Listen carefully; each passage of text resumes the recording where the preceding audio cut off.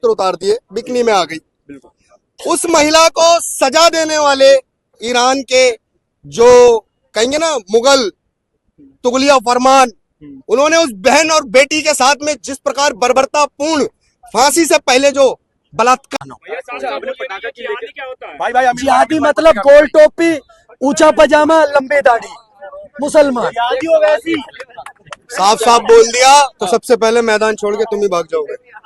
जय श्री राम, भारत माता की जय, जय गौ माता की। भाइयों, सीधा आपसे बात करेंगे, मेरे देश के जितने भी सनातनी हैं। ईरान के अंदर एक बेटी के साथ जो बर्बरता होती है, और बर्बरता इस प्रकार कर दी जाती है कि आप लोग ये सोचिए कि वहां पर एक महिला को काला तंबू जबरदस्ती पहनाने के नाम पर जब रोका गया, उसके साथ मारपीट की गई, अभद्रता की गई, उसने गुस्से में, क्रोध में सारे युद्ध चालू हो चुका है भाई साहब। कोई आप अगर समझो, अगर इन लोगों ने जिस तरीके से हिंदुओं पे बांग्लादेश में हमला करा है और अगर भारत में कर दिया, तो आपकी चौकी की पुलिस आपके पास आ जाएगी, आपके थाने की पुलिस आ जाएगी, आपकी बटालियन, आर्मी, मिलिट्री आपके पास पहुंच जाएगी 2-3-4 घंटे के अंदर। बिल्कुल भी नहीं पहुंचेगी, इतनी देर में तो आप सिमटा दी जाओगे। तैयारी करो। धनतेरस पे हमने बोली थी ये बात, धनतेरस से 2-4 दिन पहले, कि आपने किया। और बलात्कार की घटना देखिए, देश के अंदर समझना होगा, अगर हम भारत के अंदर हैं, हमारे यहाँ बलात्कार की सजा की मांग हम फांसी की कर रहे हैं, लेकिन बलात्कार नहीं बंद हो रहे हैं। एक तरफ ईरान के अंदर एक बेटी के साथ बर्बरता इसलिए की जाती है कि वो बुर्का नहीं पहनती है, और मरने से पहले उसके साथ भी वही बर्बरता की जाती है, और ये कह के की जाती है कि ये जन्नत ना चली जाए, इसे जन्नत जाने से पहले नापाक कर दिया जाए। नापाक सोच और नापाक विचार रखने वाली कौम पूरे दुनिया के अंदर जो बर्बादी का तांडव कर रही है, और देश के अंदर, हमारे भारत के अंदर जो हमारे हिंदू देवी देवताओं का अपमान, हमारी आस्था का अपमान, हमारी आस्थाओं पर कुठाराघात और सरकार का मौन रहना, यह सबसे बड़ा दुर्भाग्य हिंदुओं तुम्हारा है। उन सांसदों को जिनको तुम चुन चुनकर संसद भवन के अंदर भेजने का काम कर रहे हो, एक सांसद नहीं बोल रहा है। क्यों नहीं बोल रहा है? आज की मीडिया, आप सब मीडिया क्या कह रही है कि फलाना यात्रा में हमला हो गया, इस यात्रा में हमला हो गया। अरे देश की जनता से वोट लिया था ये हमला बताने के लिए, कानून बनाए थे तुमने संसद में बैठकर, ये हमले मीडिया के माध्यम से बताने के लिए। हम देखना चाहते हैं ये जितने अपराध हो रहे हैं, कानून कितनी सख्ती से लागू होंगे। इस देश के अंदर कानून सलमान खान पे लागू नहीं होता, इस देश के अंदर कानून पैसे वाले पे लागू नहीं होता, इस देश के अंदर कानून बड़े बड़े नेताओं पे लागू नहीं होता, लेकिन कानून किस पे लागू होता है? हम जैसों पर। क्यों? हम सच की आवाज उठा रहे हैं। हम कौन सी आवाज उठा रहे हैं? वो आवाज उठा रहे हैं जिस सरकार को बनाने का हमने निर्णय लिया, जिसका आश्वासन उन्होंने हमको दिया। क्या कहा कि अन्याय होगा तो न्याय देंगे, भारत का कानून सख्त बनाएंगे। कहां है वो सख्त कानून वाले? अगर देश के अंदर कानून संसद भवन में बनाए जा रहे हैं, तो चीफ जस्टिस की बात को क्यों ठुकराया जा रहा है? जब चीफ जस्टिस की बात को ठुकरा दिया जा रहा है, तो संसद के अंदर बनाए तुम्हारे कानूनों को क्यों पलटा जा रहा है? या तो तुम देश की जनता को छल कपटी विचारधारा कानूनों से बांधकर मृत्यु की ओर भेजने का कार्य कर रहे हो, और साफ स्पष्ट रूप से बताने का प्रयास क्यों नहीं कर रहे हो कि देश की हिंदू आबादी को नष्ट करने का और विलुप्त करने का कार्य कर रहे हो? इस देश के वो नेता, वो कहां है नेता? जब बांग्लादेश पर हमला होता है, हिंदुओं के साथ बर्बरता होती है, इस देश का एक भी नेता संसद में नहीं बोलता है। कहां जाते हैं जब कश्मीर के अंदर बर्बरता होती है? कश्मीर के अंदर भाजपा हार जाती है। मैं भाजपा का कार्यकर्ता नहीं हूं, लेकिन भाजपा हार जाती है। वो भाजपा जो पूरे देश के अंदर 15 वर्ष पूरे अपने सरकार के कार्यकाल को करने वाली सरकार, जो सबका साथ सबका विकास का नारा देकर 15 साल हिंदुओं को गुमराह करती रही, वो क्यों नहीं जवाब दे रही है कि 10 साल से तुम्हारा सबका साथ सबका विकास के नाम पर केवल हिंदुओं का सर्वनाश तुम लोगों की वजह से हो रहा है। अगर तुम लोगों के बस की नहीं है कानून को इम्प्लीफाई कराना, कानून को सख्ती से लागू कराना, तो फिर पीछे हट जाओ। देश की जनता पहले भी 1850 में जवाब दे चुकी है अंग्रेजों को, पहले भी आक्रांताओं को जवाब दे चुकी है, तो आप भी जवाब देंगे। पहले हम गोरों से लड़े, कालों से लड़े, अब समय आ गया दोगलों से लड़ने का। ये दोगलों जितने भी नेता हो, सुधर जाओ। देश की जनता का उबाल बढ़ रहा है, तुम्हारी ये मूर्खताओं की छल कपटी राजनीति से ना कम नहीं हो रहा है। समय आने पर अगर हमारी बहन बेटियों को न्याय वाले कानून आप नहीं सख्ती से लागू करा पा रहे हैं, तो आने वाला समय याद रखना इस देश में फिर राजनीति नहीं होगी, इस देश के अंदर केवल राष्ट्रनीति होगी और राष्ट्रनीति ही सर्वप्रथम होगी। फिर हम सब भूल जाएंगे किसने पाकिस्तान बांटा, किसने अफगानिस्तान बांटा, किसने बांग्लादेश बांटा, सारा एक साथ एक हाथ से लेके आएंगे। फिर हम कुछ नहीं छोड़ेंगे, सरकार भी बदल देंगे, तख्त भी बदल देंगे, ताज भी बदल देंगे। और ये बात मेरी कोई नई नहीं है, इस देश के वो गद्दार कहते रहे कि गजवा हिंद ला देंगे। गजवा हिंद लाने वाले भड़वो, इस देश के अंदर जब तक भगवा शेर खड़े हैं ना, एक भी गजवाए हिंद का हिजड़ा भागने नहीं देंगे, छोड़ेंगे नहीं और ना ही मौका देंगे। याद रखना, गजवाए हिंद तुम्हारे पिछवाड़े में घुसेड़ देंगे। एक मिनट देखिए, मैं योगी जी का भाई साहब बहुत बड़ा फैन हूँ और योगी जी की बात मैं लोगों तक पहुंचाना चाहता हूँ कि योगी जी कहते हैं बटोगे तो भाई कटोगे। आप भी जानते होंगे भाई साहब, सारा हिंदुस्तान और सारे हिंदू समाज जानते हैं, अगर आपका बैंक में ना पैसे नहीं होंगे ना तो बैंक वाला भी पैसे काट लेता। अगर हम घटेंगे ना तो हम भाई कटेंगे, ये बात निश्चित है। इसलिए समझाऊंगा। देखो अभी मैंने सुना इंदौर में एक मस्जिद पे ना किसी ने पोस्टर आके लगा दिया, पोस्टर में लिखा था गजवाए हिंद। तो भाई ऐसा बने, छत्रपति शिवाजी जैसा बने, एक एक बच्चा ऐसा बने। और इन जिहादियों का समय, अभी जवाब देने का समय आ गया है। आपको नहीं लग रहा, आप अपने ऑफिसों में बैठे हो, अपनी दुकानों में बैठे हो, अपनी बिल्डिंगों में बैठे हो, सोच रहे हो भाई मेरे पास तो भाई 500 करोड़ है, 100 करोड़ है, 200 करोड़ है। आपको नहीं पता भाई साहब, अंदर खाते में युद्ध चालू हो चुका है। दिवाली वाले दिन जो आपने धनतेरस आता है तो हमने ये बात बोली थी, चम्मच प्लेट मत खरीदो, अपने नारियल काटने वाला खरीदो। गर्मियों में बच्चों के लिए भी काम आएगा। फिर जब ये हमलावर होंगे ना बांग्लादेश के तरह, तो उसमें जिहादियों के लिए भी काम आएगा। आपको ही मोर्चा संभालना है, आप ही मिलिट्री हो, आप ही आर्मी हो, आप ही पुलिस हो, आप ही इस देश के रक्षक हो। भाई कब जागोगे, कब जागोगे भाई? भाई जय श्री राम, जय गौ माता की, भारत माता की। जब बात अच्छी लगी तो शेयर कर देना, बाकी अभी से जय सभी भाइयों को जय श्री राम। जय तो यही तो कह रहे हैं, बटने काटने की बात क्यों कर रहे हैं आप? जीतेंगे, जुड़ेंगे तभी तो जीतेंगे आप। भाई कौन अखिलेश यादव? मुल्ला मुलायम की औलाद बोलेगा मैं? है मुल्ला मुलायम की औलाद, जो उसका बाप बोलता था कि मेरे को मौलाना ही बोलो, मुल्ला मुलायम ही बोलो, मेरे को बहुत अच्छा लग रहा है। अब वो मुल्ला मुलायम की औलाद हमारे को आकर के बताएगा तू बटने काटने की। सरयू मैया के तट पे जाना और कभी माँ सरयू मैया के तट पे खड़े हो ना, कभी अयोध्या जाओगे ना, तट पे खड़े होकर के आवाज सुनना। उन कार सेवकों की आवाज मिलेगी जिन कार सेवकों को इन मुल्ले मुलायम ने गोलियों से भुनवा करके और रेत बांध करके फिकवा दिया था। उन बच्चों के, उन माँ के लालों की, उन कार सेवकों की आवाज तुम्हें चीख चीख करके सुनाई देगी। अगर तुम्हारा हृदय राम और कृष्ण जैसा है, अगर तुम्हें सुनाई देगी इन मुल्ले मुलायम ने क्या बोला, वो हमें सिखाएंगे इनकी ऐसी की तैसी। अगर यादव समाज भाई पूजनीय, माननीय, सम्मानीय समाज के अंदर कोई कलंकित है तो वो अखिलेश यादव है, इसका बाप है भाई साहब। बिल्कुल चोट पर सभी भाइयों को जय श्री राम, जय गौ माता की, हर हर महादेव। भाई देखो, अब मुझे पता है अभी ये वीडियो देखेगा वो सुअर असुद्दीन ओवैसी और शोएब जमाई फिर किसी थाने की तरफ भागेगा, FIR कराएगा। पर मुझे भी आदत हो चुकी है, वकील साहब और 4 जमानती मैं भी अब साथ में रखता हूँ, कोई दिक्कत वाली बात नहीं है। तो आप किसी भी थाने में कितनी भी FIR कराओ, अब मुझे फर्क पड़ता नहीं है भाई साहब। ये डेली नई नई FIR कराते हो हमारे खिलाफ, हमें बहुत मजा आता है। आप ऐसी मेरे खिलाफ और हमारे खिलाफ ऐसे आप FIR कराते रहो। और ये सुअर असुद्दीन ओवैसी जितनी FIR मेरे और भाइयों के खिलाफ करा रहा है, हमारे लिए मेडल है और ये मेडल हम लेते रहेंगे।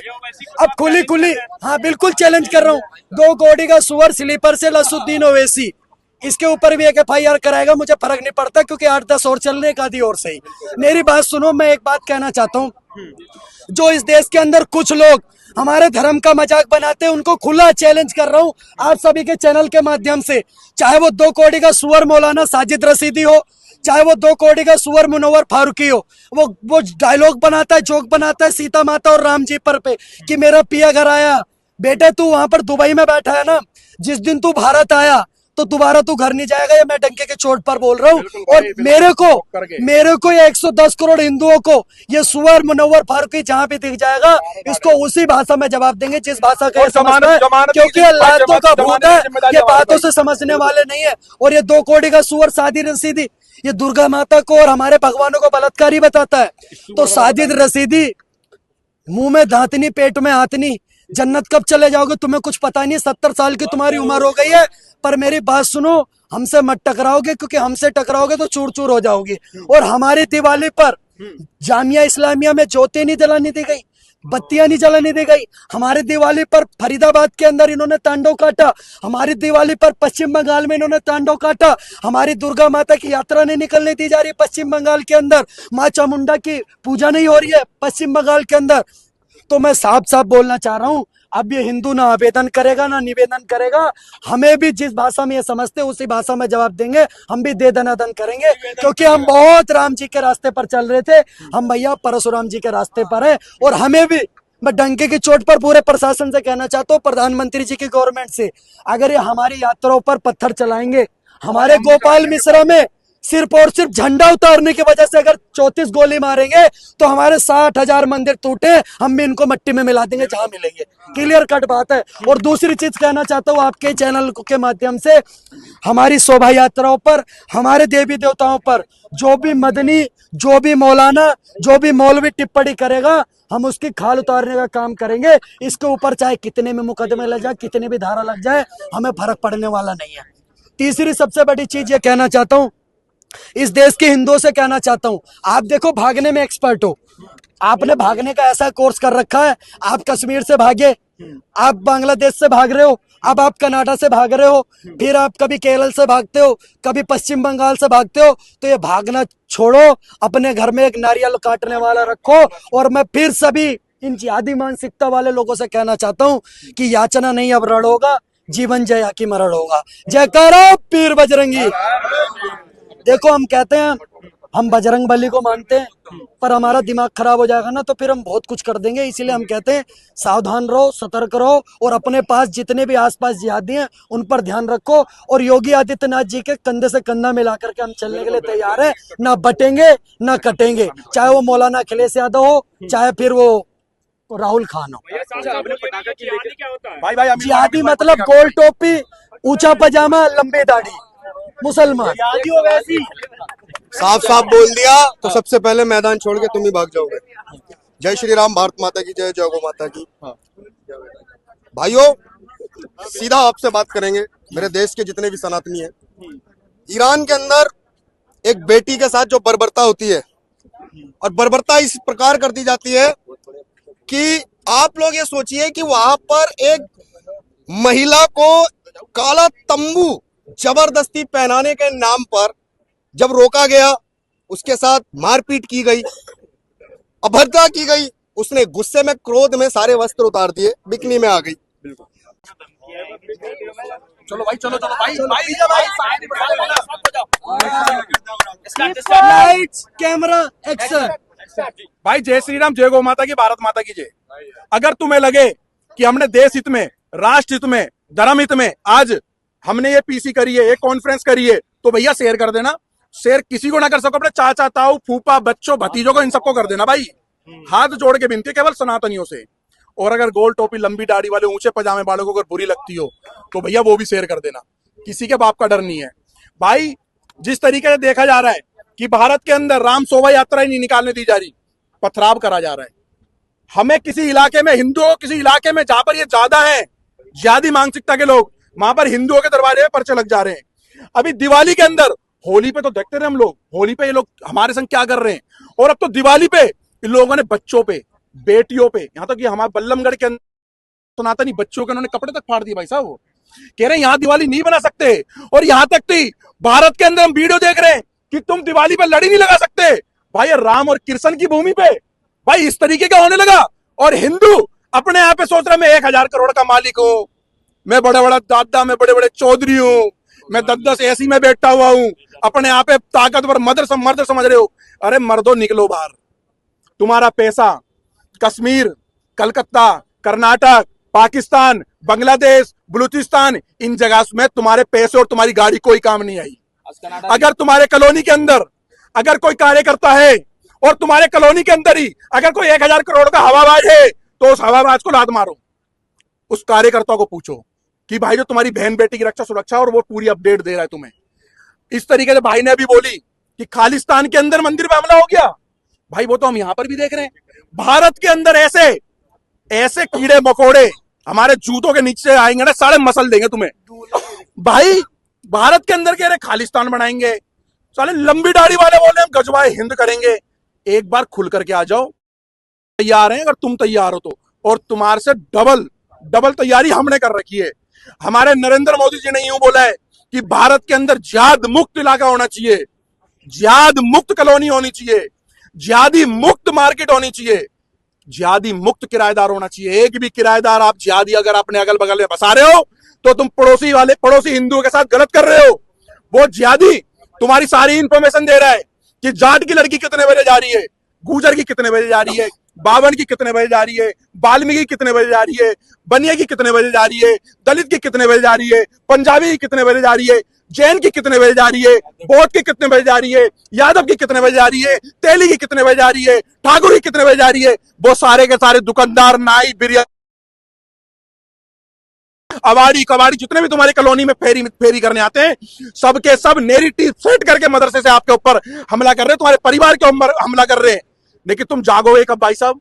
जब तुम्हारे घर की बच्ची भाग जाएगी, शायद तुम्हारी बच्ची के संग गलत हो जाएगा, तब तुम जागोगे। हम चिल्ला चिल्ला के अभी तक थके नहीं है।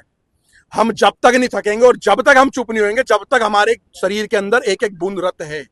सनातन के लिए जी रहे, मातृभूमि के लिए जी रहे, भारत माता को एक गाली दे रहे। इन सूबरों ने जो अभी उत्तराखंड के अंदर एक बस गिर गई है, कितने लोग मर गए हैं, तो एक सूबर का पिल्ला इस बात को कह रहा है कि ये तो दिवाली का गिफ्ट था। तो सूबर के पिल्लो, हमास के अंदर तुम्हारे कुत्तों को, जब कुत्तों को मारा था हमास में, वो भी भाई साहब हमारे लिए दिवाली का बहुत बड़ा गिफ्ट था। बहुत बढ़िया। और अगर तुम जैसे खान गैंग के पिछवाड़े से धुआं निकाल रहे हैं लोरेंस बिश्नोई, तो इससे ही बढ़िया हमारे लिए भाई, इससे बढ़िया भी हमारे लिए कोई बात ही नहीं है। हम तो कह रहे भारत के अंदर हर माँ का बच्चा लोरेंस बिश्नोई जैसा बने, भगत सिंह जैसा बने, राजगुरु जैसा बने, सुखदेव जैसा बने, महाराणा प्रताप जैसा बने, छत्रपति शिवाजी जैसा बने, एक एक बच्चा ऐसा बने। और इन जिहादियों का समय, अभी जवाब देने का समय आ गया है। आपको नहीं लग रहा?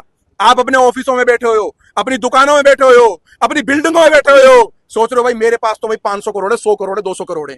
आपको नहीं पता भाई साहब, अंदर खाते में युद्ध चालू हो चुका है, युद्ध चालू हो चुका है भाई साहब।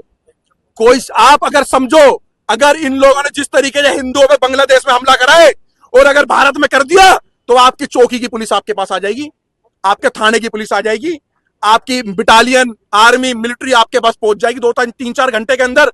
बिल्कुल भी नहीं पहुंचेगी, इतनी देर में तो आप सिमटा दी जाओगे। तैयारी करो।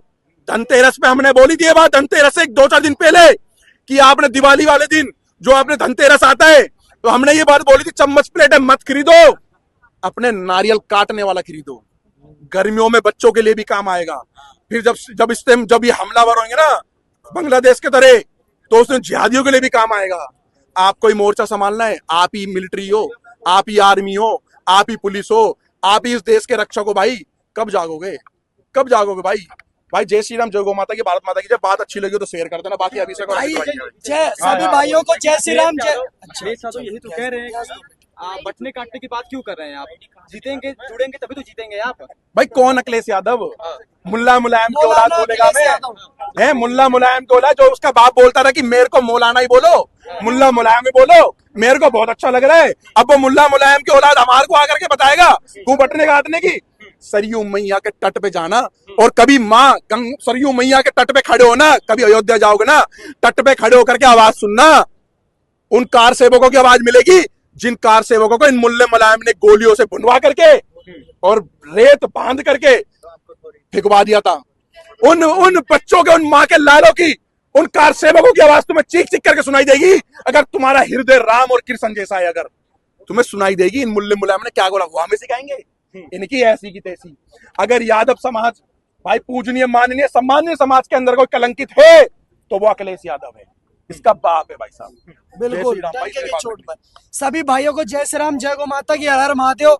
भाई देखो, अब मुझे पता है अभी ये वीडियो देखेगा वो सुअर असुद्दीन ओवैसी और शोएब जमाई फिर किसी थाने की तरफ भागेगा, FIR कराएगा। पर मुझे भी आदत हो चुकी है, वकील साहब और 4 जमानती मैं भी अब साथ में रखता हूँ, कोई दिक्कत वाली बात नहीं है। तो आप किसी भी थाने में कितनी भी FIR कराओ, अब मुझे फर्क पड़ता नहीं है भाई साहब। ये डेली नई नई FIR कराते हो हमारे खिलाफ, हमें बहुत मजा आता है। आप ऐसी मेरे खिलाफ और हमारे खिलाफ ऐसे आप FIR कराते रहो। और ये सुअर असुद्दीन